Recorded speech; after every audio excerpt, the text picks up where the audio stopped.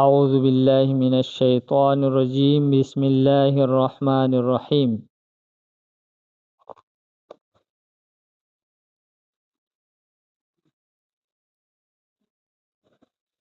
قل لا يستوي الخبيث والطيب ولو أعجبك كثرة الخبيث فاتقوا الله يا أولي الألباب لعلكم تفلحون مخکې آیت مبارکه کې د حرم په حدود کې د ښکار کولو نه منع وکړل شو. نو دې آیت مبارکه کې فرمای چې عام طور باندې د حرم په حدود کې ښکار به تاسو ته زیات میلاویږي. الله تعالی به ستاسو ازمیښت کوي، نو ښکار به زیات ومي او نږدې نږدې به ګرځي. لیکن دغه ښکار د الله تعالی د حکم د وجې نه په تاسو حرام کړلی شوی دی.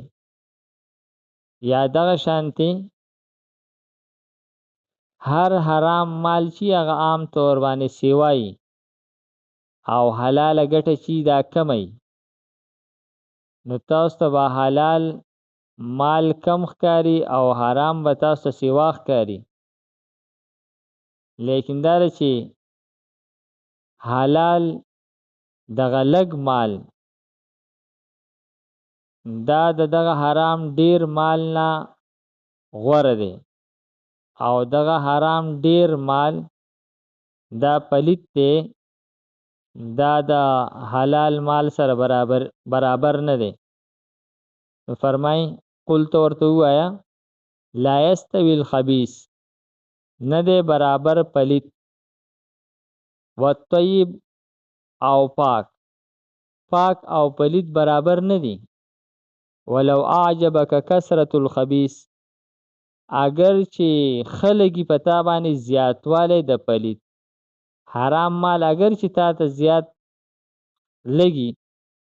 او زیاتی، او دغه حرام مال چې دی دا پلیت دی او دغه حلال مال پاک دی، نو دغه حرام مال دا حلال مال سره برابر نه دی. فتقوا الله، نو ویریږئ د الله تعالی نه یا اولی الالباب، ای خاوندان د عقل. عام طور داسې چې کم مال هغه حرامي اگر چې ډیر ښکاري، اگر چې شیطان به مونږ لمسی چې کم مال مونږ په حرام طریقې سره حاصل کړی دی، که دا په دروغ ویلو سره مونږ حاصل کړی دی، یا په رشوت اغستلو سره مونږ حاصل کړی دی، یا په ملاوټ کولو سره مونږ حاصل کړی دی، یا پردی مال مونږ وهلی دی، پردی ځمکه مونږ نیولې ده، نو فرمایي چې په دې باره کې تاسو د الله تعالی نه ویریږئ.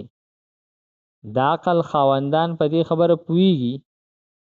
چې هیڅ کله هم حرام مال اگر چې ډیری دا د چا په ښېګړه نه دی راغلی، دې چاله پیدا نه ده ورکړې، بلکې ډیر کرته داسې شوي دي او بار داسې کیږي، داسې کیږي، زموږ سره هم کیږي. کم خلک چې خپل زندګۍ ته غور کوي، خپل حالاتو باندې نظر ساتي، هغه به دې پوهیږي. یو سړي ځان ړوند کون کړی دی، نو هغه ته بیا پته نه لګي،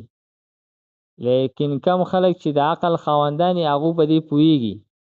چې کله هم د هغو لاس له حرام مال لاغلی دی، هغو د هغې نقصان لیدلی دی، هغو لیدلی دی چې دغه حرام مال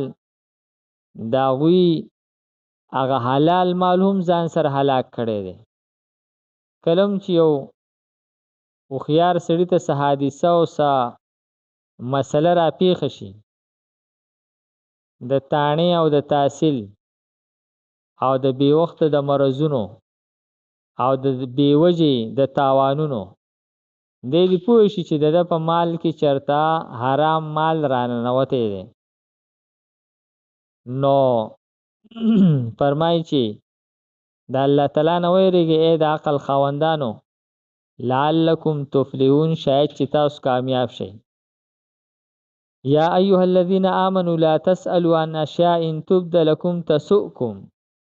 دې آیت مبارکه کې یو بله مسله ذکر کړي. اصل کې چې کله دا آیت مبارک نازل شولو د پاک او د پلیت د نه برابرېدلو او د ځان د پلیت نه د ساتلو، نو بیا صحابه کرامو به د هر شي تپوس کو دا پاک دی او که پلیت دی، دغه پاک دی او که پلیت دی. نو سوالونه ډیر زیات سیوا شو. نو دې آیت مبارکه کې فرمایي چې تاسو بې وجې او غیر ضروري تپوسونه مه کوئ. یو شی چې شریعت څنګه بیان کړی دی بس هغه شانتې پرېږدئ. که تاسو په هغې کې په تفصیل کې ننوځئ نو تاسو ته به احکامات ګرانېږي. لکه څنګه چې بني اسرائیلو ته وویلی شو چې تاسو غوا حلاله کئ بس چې هغو هر څنګه غوا حلاله کړی بس دغه مراد به د هغو پوره شوی وی، لیکن هغو په هغې کې تپوسونه شروع کړل چې یاره څنګه غوا پکار ده، یعنې ارټي او که جوتي او رنګ به یې څنګه او وړه او که زړه. نو بس دا تپوسونه هغو شروع کړل او د هغو د تپوس مطابق هغو ته ګران ګران شرط ولګولی شو او د هغې نه دومره مسله ګرانه شوه چې هغه قسم غوا بیا هغوی نه شوه پیدا کولی. که چېرې دوی په هغې کې انشاءالله نه یې ویلې د قیامته پورې هم دوی دا غوا نه شوه پیدا کولی، لیکن دوی دا ویلو چې انشاءالله موږ به داسې غوا بیا مومو. نو بیا داسې یوه غوا د 2 یتیمانو سره بیا مونده چې هغه په هغه شرایطو برابر وه او فرشتو هغه یتیمانو ته ووایي چې ستاسو نه به څه خلک راځي دا غوا به ستاسو نه غواړي، نو تاسو هغو ته ووایئ چې دا موږ نه خرڅوو، او چې تاسو یې کله مجبوره کړئ نو تاسو ورته ووایئ چې دا په دې شرط خرڅوو چې د دې څرمن به موږ له د سرو زرو نه ډکوئ، او په دغه شرط باندې بیا غوا په هغو خرڅه کړله. نو کمه غوا چې دوی په اسانه اخیستی شوه هغه دوی ته ډېر په ګرانه باندې پرېوته د خپل بې وجې تپوسونو کولو د وجې نه. یا لکه څنګه چې د صالح علیه السلام قوم مطالبه وکړه چې زموږ دپاره د دې غر د دې وچ کاڼي نه اوښه راوباسه، او هغوی له پیغمبر بیا په معجزې سره د الله تعالی نه سوال وکړلو او هغه اوښه راووتله. هغه اوښه بیا د هغوی دپاره وبال جان جوړ شو. نو فرمایي چې تاسو سوالونه مه کوئ، ډېر تپوسونه چې غیر ضروري تپوسونه هغه مه کوئ. نو فرمایي یا ایها الذین آمنو ای مؤمنانو لا تسألوا عن اشیاء، تاسو تپوسونه مه کوئ د هغه شیزونو په باره کې ان تبد لکم که چېرې ښکاره شي دا